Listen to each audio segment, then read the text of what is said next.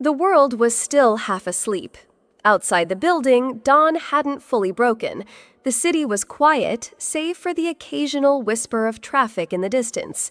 But inside the 12th floor conference room, a different kind of silence pressed against the walls, one that didn't come from rest, but from control. 6:59 a.m. The digital clock blinked quietly above the frosted glass wall. Lana Ashford sat upright at the long polished table. Her back was straight, her shoulders square, but her fingers clutched the edges of her resume folder so tightly the corners had begun to bend. This wasn't just a performance review. This was a setup. She could feel it. The room was intentionally cold, the kind of cold that made your breath short and your skin itch. A single cup of coffee steamed in front of the man across from her, Dominic, her supervisor. Immaculately dressed, immaculately rehearsed, and dangerously quiet. He didn't look at the folder in front of him, the one marked with Lana's name in thick red ink. Instead, he leaned forward, elbows on the table, hands clasped as if in prayer. Then he spoke barely above a whisper. "Nobody will hear you cry when I tell you how worthless you are." No one moved. The clock ticked once. He hadn't shouted. He hadn't insulted her directly. He whispered, and that made it land like a scalpel, because real cruelty doesn't have to raise its voice. Lana's heart pounded in her chest, but her expression didn't break. She had trained herself for this smile. When it hurts, stay still when provoked. But inside, she felt something unravel. This wasn't feedback. This wasn't correction. This was domination. And Dominic, he just watched her, eyes cold, smiling ever so slightly, as if he had already filed the paperwork for her replacement. Lana blinked once, slowly. She remembered a story her grandmother used to tell her as a child of wolves that didn't growl before they bit. They circled you, sniffed, waited, then struck when you looked away. This felt exactly like that, except Lana wasn't going to look away. She didn't know it yet, but that sentence, that whisper, would change everything. It would become the beginning of a reckoning. Because while Dominic thought this meeting was about control, Lana had brought something far more powerful than fear: evidence, strategy, and an unshakable resolve. What he didn't know is that Lana Ashford never cried at the table of cowards. She takes notes and she waits. Lana didn't blink. She sat perfectly still, shoulders straight, chin up, but inside her body was fighting a storm. Her fingers tightened around the folder in her lap, the same folder she had reviewed a dozen times that week, just in case she needed to defend herself. It wasn't just a resume anymore. It was a shield, a desperate, quiet shield in a room where words had been weaponized. Dominic's whisper still echoed in her ears. "Nobody will hear you cry." The words scratched at something deeper than fear. They reached into that space we all try to hide at work, the part that wants to believe hard work is enough, that integrity will protect us. And in one sentence, he shattered it. But Lana didn't flinch. Her heart raced, her throat tightened. She could feel a tremor in her left hand. But her face wore a soft, practiced smile. That kind of smile women learn early. The kind that says, "I'm fine," even when they're bleeding inside. The kind that holds power not because it hides pain, but because it refuses to hand it over. She didn't look away from Dominic, not for a second. She didn't let him see the crack he so badly wanted to find. Because if Lana had learned anything in corporate America, it was this. They can question your work, they can twist your words, but the one thing they must never break is your poise. And right now, her poise was the only thing standing between her and collapse. She was terrified. But she smiled anyway. And somewhere deep inside that silence, resolve was beginning to grow. The silence was unbearable. Dominic hadn't said another word since his whisper. He sat back in his chair, legs crossed, fingers tapping casually on the folder with Lana's name. That smug little smirk still played on his face as if this entire review was just another performance, and he was the director. Lana sat frozen, heart pounding beneath the surface of her calm exterior. Then, click. The conference room door opened. The sound cut through the tension like a razor. Dominic's head snapped up, brows knitting in irritation. He hadn't invited anyone else. Footsteps echoed across the polished floor. 3 people entered the room. First, it was Ara, Director of Human Resources. Not smiling, not greeting, just calm, focused. Second and third, 2 members of corporate security followed close behind her. Silent, professional, watching. Lana didn't move. She didn't have to. Ara walked straight to her, placed a sealed envelope on the table in front of her, and said softly, "Open it, Lana." Dominic's smirk vanished. His legs uncrossed. His fingers stopped tapping. He leaned forward again, but this time not to intimidate. This time to watch. Lana peeled open the envelope slowly. Her hands still shook slightly, but her expression remained unreadable. Inside was a letter, short, precise, and devastatingly clear. It wasn't a termination notice. It was a reassignment, a temporary appointment to a new position reporting directly to the executive board, effective immediately. It also confirmed receipt of her documented evidence, and that an internal investigation had been launched at 9:17 p.m. the night before. Dominic blinked. Hard. For the first time since she met him, Lana saw something new in his eyes, confusion and fear. The twist wasn't just that HR showed up. The twist was this meeting was never about Lana. The real question wasn't, was she performing poorly? It was, who's really being reviewed today? To understand this moment, you need to understand the war that led here. Lana remembered the first time she met him. It was the kind of meeting you rehearse in your head 100 times before it happens. New role, new department, the flagship division, the one where careers are supposed to bloom. Dominic had been waiting for her outside the elevator. He extended his hand, smiling. But the moment her skin touched his, she felt it. Cold. Not the temperature, the energy. His handshake was firm, too firm. The kind of grip that's meant to remind you who's in control. His smile didn't reach his eyes, and his words, "Welcome aboard, Lana. Your reputation precedes you." The way he said it, it didn't sound like a compliment. It sounded like a warning. As she followed him down the hallway, past open workstations and frosted glass doors, Lana noticed something strange. No one looked up. Dozens of employees at their desks, phones ringing, keyboards clacking, but not one person acknowledged her, not even with a polite smile. It was as if her presence triggered a silent code. Don't react, don't get involved, don't be noticed. And when Dominic opened the door to her new team's workspace, she understood why. The atmosphere shifted. Not with noise, but with eyes. 3 sets of them. Vada, Archer, Pax, her new teammates. Each of them looked up from their desks, but their gazes were not welcoming. They were calculating, guarded, cautious. Not toward her, but toward the man standing beside her. No one moved. No one spoke. And for a moment, it felt less like a team and more like a hostage room, a place where people learn to survive, not succeed.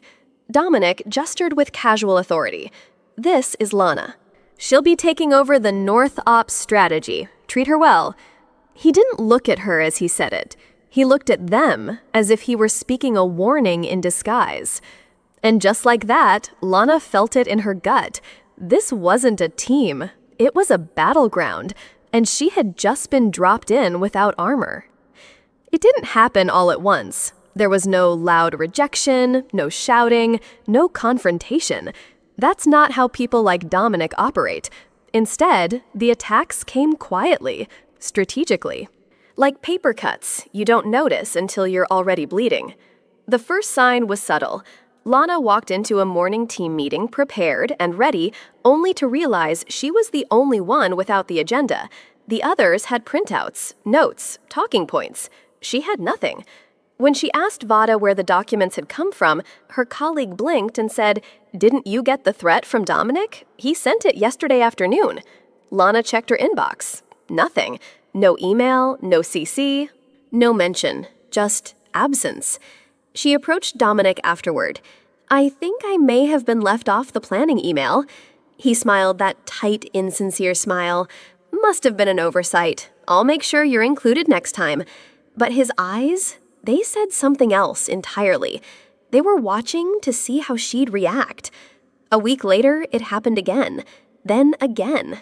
It wasn't just email chains. It was project outlines, meeting invites, shared files. Each time the missing pieces cost her presence, input, and visibility. And then came the theft. In a brainstorming session, Lana pitched a resource-saving model she'd spent 2 weekends developing. Detailed, innovative, efficient. The room went quiet until Dominic spoke. "That sounds similar to something Archer proposed last quarter. Maybe Lana's just building on his framework." Heads turned. Lana froze. Archer looked confused. Clearly, he didn't know what Dominic was talking about either, but he didn't say a word. Lana replied, calm but firm. "Actually, I developed this independently.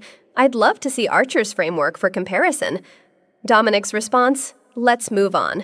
And just like that, her work disappeared. No credit, no acknowledgement, no further discussion. It was the first time she felt it, the squeeze. Not physical, psychological. A quiet, deliberate shrinking of space. She wasn't being told she didn't belong. She was being erased.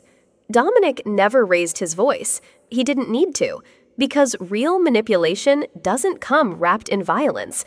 It comes dressed in professional concern. In corporate warfare, the most effective weapons aren't insults or threats. They're questions. Subtle ones. Repetitive ones. "Are you sure this data is accurate? Did you double-check those figures? Remind me again why you used this method."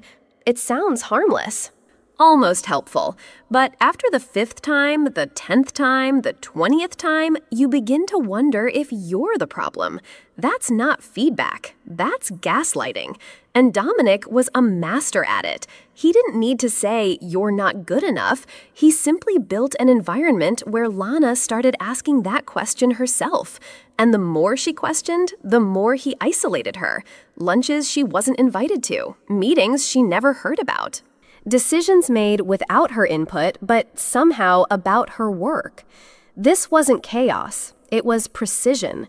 It was a psychological playbook written in invisible ink, readable only to those who'd been targeted by it. Gaslighting, isolation, implied incompetence. He didn't need to push Lana out the door. He simply built a world where she questioned if she deserved to stay. That's the brilliance of quiet sabotage. It doesn't just destroy your credibility in others' eyes. It makes you doubt your own. And that's exactly what Dominic wanted. Until he miscalculated. Because Lana wasn't breaking down. She was watching, documenting, analyzing, and silently preparing. She wasn't failing. She was being erased methodically. The tipping point wasn't dramatic. It came quietly, like everything else in that department. It happened at the coffee machine. Lana was standing there waiting for the slow drip to fill her mug when Vada walked in. No makeup. Tired eyes. That look people wear when they've seen too much and said too little. For a second, neither of them spoke. Then Vada glanced around, lowered her voice, and said, "He did this to Talia, too." Lana blinked. What? Dominic. The gaslighting. The erasing. The private meetings. The performance reviews with no notes but all the pressure. Lana froze. Her heart picked up pace. This wasn't just paranoia. This wasn't just her. "What happened to her?" Lana asked. Vada shrugged, voice dry. "She left after 4 months. Said she couldn't take it anymore." The coffee overflowed into Lana's mug, but she didn't notice. Everything around her faded. Talia. 4 months. Gone. And no one talked about her. No exit email, no goodbye lunch, no LinkedIn announcement. Erased. Just like Dominic tried to do with her. "Why?" Lana whispered. "Why does he do this?" Vada hesitated. then said something that would never leave Lana's mind. Dominic only thrives when he's the smartest person in the room. Anyone who might outshine him becomes a threat. That was the moment it all clicked. The subtle sabotage, the credit theft, the isolation, the tone. It wasn't personal. It was patterned. And Lana was just his latest project. It happened during a routine strategy session. Lana had been working for weeks on a cost-saving protocol for North Ops, something that could save the company hundreds of thousands in waste. The data was solid, the logic airtight, the presentation polished and sharp. She had rehearsed every detail. When she finished presenting, the room fell into a thoughtful silence. And then Dominic leaned back in his chair and said casually, "That actually sounds very similar to a framework Archer developed last year." Maybe Lana's just building on his idea. The air in the room shifted. 20 eyes turned from her to Archer. Archer blinked, visibly confused, but didn't say a word. And just like that, the credit was gone. No one challenged it. Not Archer, not the others. Dominic had spoken, and silence was consent. Lana kept her face neutral, but her mind was racing. She had never seen Archer's supposed framework. No one had mentioned it in the team archives. She would have remembered. So that night, she searched. She scoured the shared drives, looked through all the previous reports, presentation decks, folder backups, meeting notes. Nothing. No file, no framework, no draft. It didn't exist. Dominic had made it up. He created a false reference, a ghost of a document, and threw it into the room like a live grenade. Why? Because if the idea wasn't hers, then it wasn't a threat. That was the moment Lana understood Dominic doesn't just gaslight people, he fabricates reality. He doesn't just erase your work, he rewrites it. He creates false histories and dares people to prove otherwise, knowing most never will. Most people would have let it go, accepted it, swallowed the insult. But Lana, she didn't sleep that night. She backed up her files, she saved timestamps, she made notes. Dominic wasn't just undermining her. He was building a fiction and expecting her to live inside it. Lana was tired, not just mentally, physically, emotionally, spiritually drained. But even in exhaustion, her instincts hadn't dulled. If anything, they had sharpened. Late one evening, while reviewing performance metrics for the new production line, she noticed a strange cluster in the data, a series of failure rates that didn't match projections. Minor at first, then consistent, and growing. She checked again, pulled historical baselines. Compared across departments. The result, product defect anomalies spiking in specific batches. And worse, those batches had already shipped. The defects weren't just financial risks, they were potentially dangerous to consumers. Lana knew what she had to do. She compiled a clean report with source data charts, documented timestamps, and analysis. The next morning, she walked straight into Dominic's office. "I found something concerning on the new line," she said, placing the report in front of him. Dominic flipped through it silent, his expression unreadable. Then he spoke. "Thanks, I'll take it from here." No questions, no discussion, just dismissal. 2 days later, the official team-wide quality report was released. Lana opened it and felt her stomach drop. Her section was there. The graphs, the structure, the formatting, but the warning language was gone. The failure spikes had been relabeled as normal fluctuations. The graphs were smoothed. The footnotes had been rewritten. The danger had been erased. She marched into his office again. "You changed the report." Dominic didn't flinch. "You're overreacting to statistical noise," he said calmly. "This isn't your old department, Lana. We handle things differently here." Lana stood there numb. He wasn't just ignoring the risk, he was actively hiding it. That night, she saved both versions, the original and the one Dominic released. She encrypted copies and stored them in 3 separate places. Because now it wasn't just about her anymore. It wasn't just office politics anymore. It was public safety. It started with a folder, a simple private folder on her desktop labeled innocently Q4 Analysis Personal Drafts. But what it contained was anything but ordinary. Inside were screenshots, original files, version histories, screenshots of missing CCs, email threads where her name had been quietly removed, meeting notes with timestamps and discrepancies, and more, so much more. Lana didn't tell anyone. She didn't raise her voice. She didn't accuse. She documented.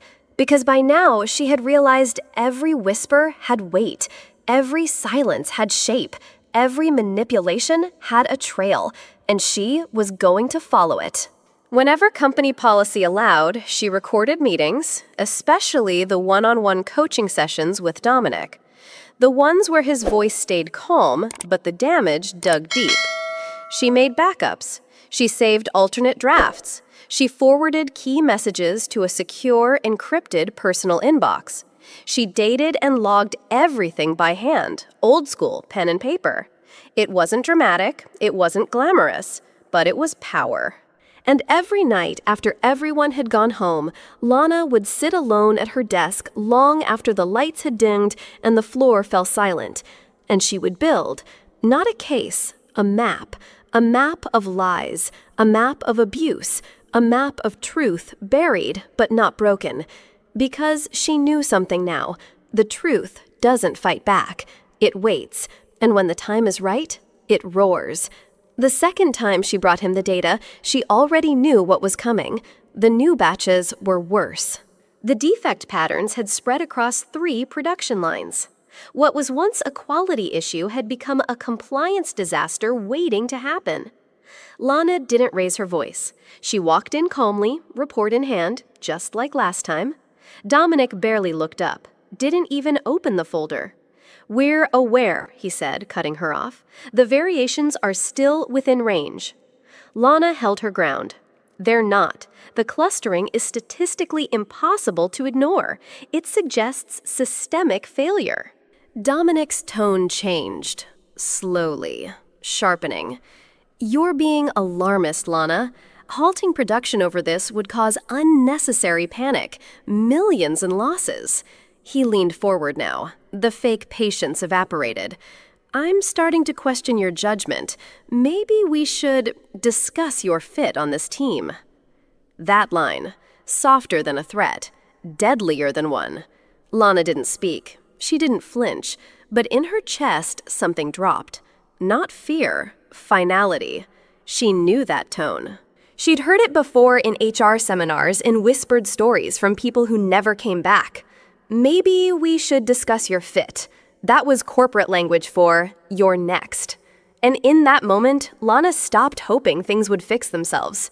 She stopped thinking this was just politics. She stopped wondering if she was imagining it. Now she knew. This wasn't about improvement or performance. This was about erasure. The email came in at 4:43 p.m. Subject line, "Performance Review Required Attendance." Time, 7 a.m. Room, East Wing Conf C104. From Dominic Harper. No preamble. No explanation. Just one line at the end. "Bring all relevant documentation." Lana stared at the screen. It wasn't a request. It was a setup. A private ambush masked as protocol. Scheduled at a time when no one would be around. Early enough that HR wouldn't be in. Isolated enough that if things went wrong, no one would hear her side. But Lana didn't panic. She didn't cry. She didn't forward the email to a friend or call for help. Instead, she logged in to the secure drive. One by one, she uploaded the full archive original quality reports, voice recordings from coaching sessions, edited versus unedited data, email chains with altered timestamps, internal messages flagged for gaslighting patterns. Then she addressed the email.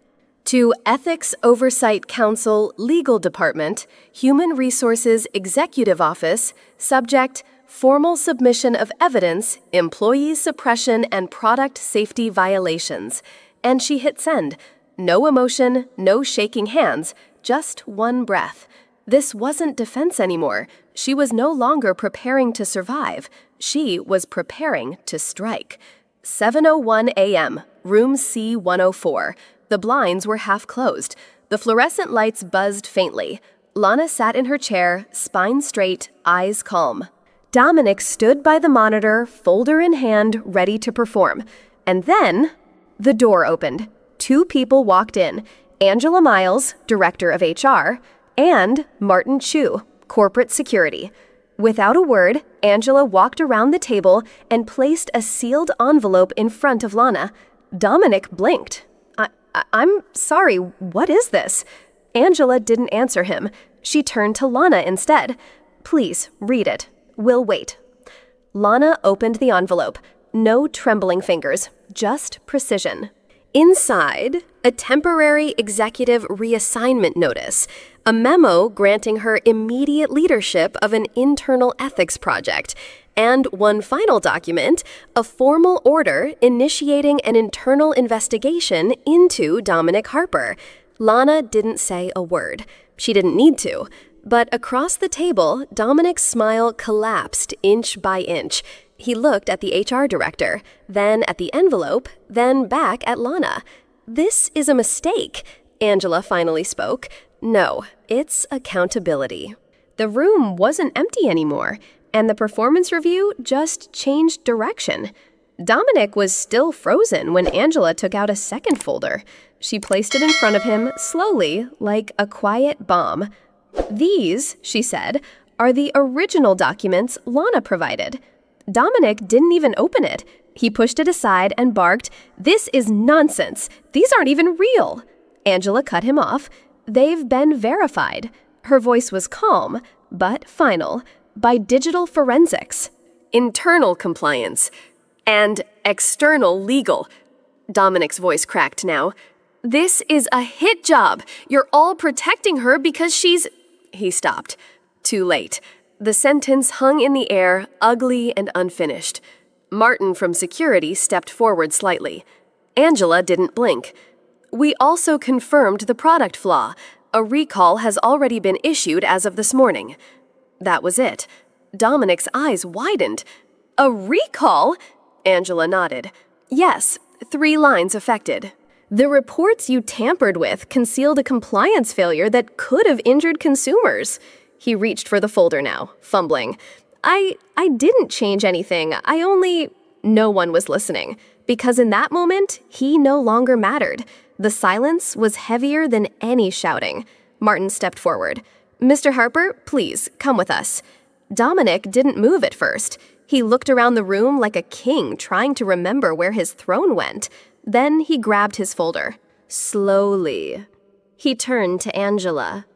"This is political. You'll regret this." She didn't flinch. As he reached the door, he paused and turned to Lana.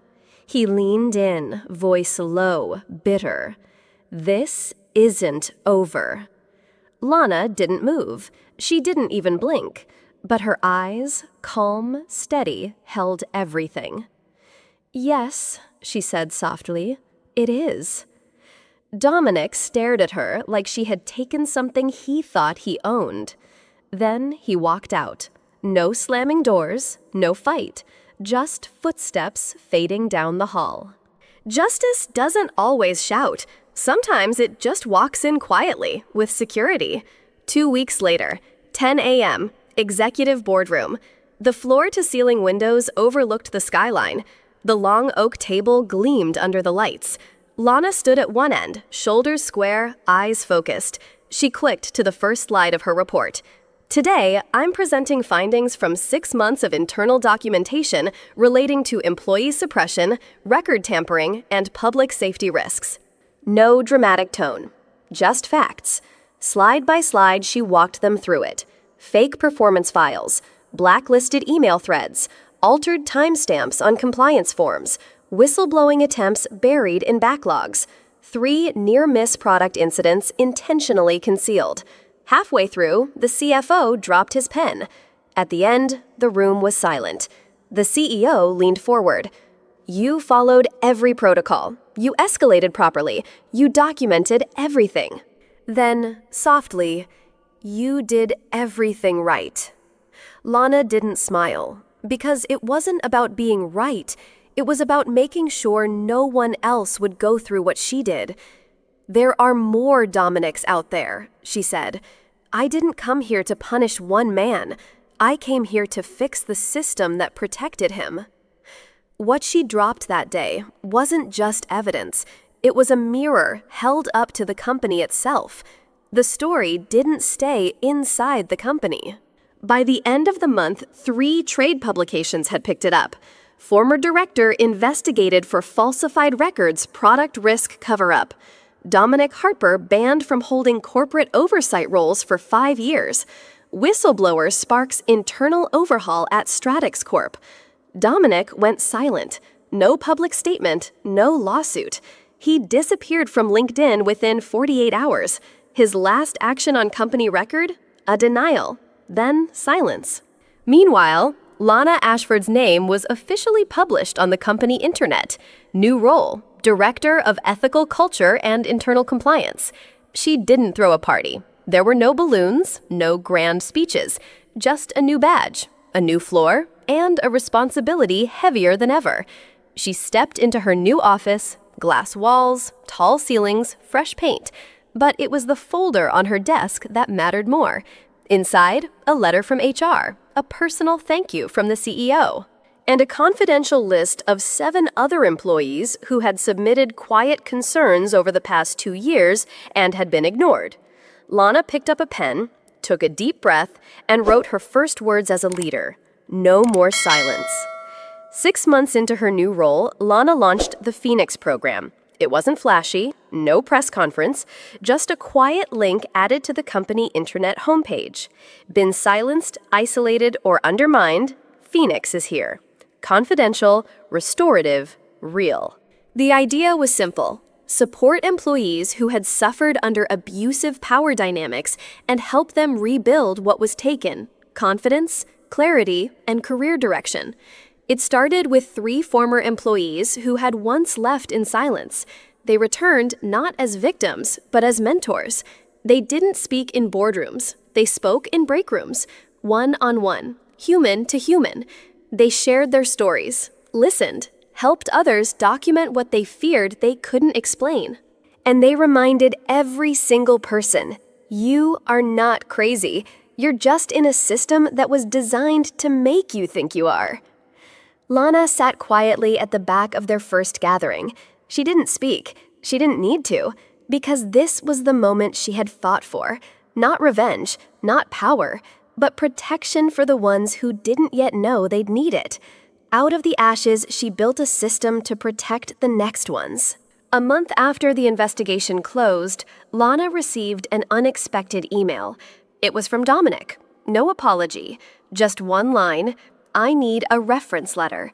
HR says you're the only one who can verify my leadership on Project Warden."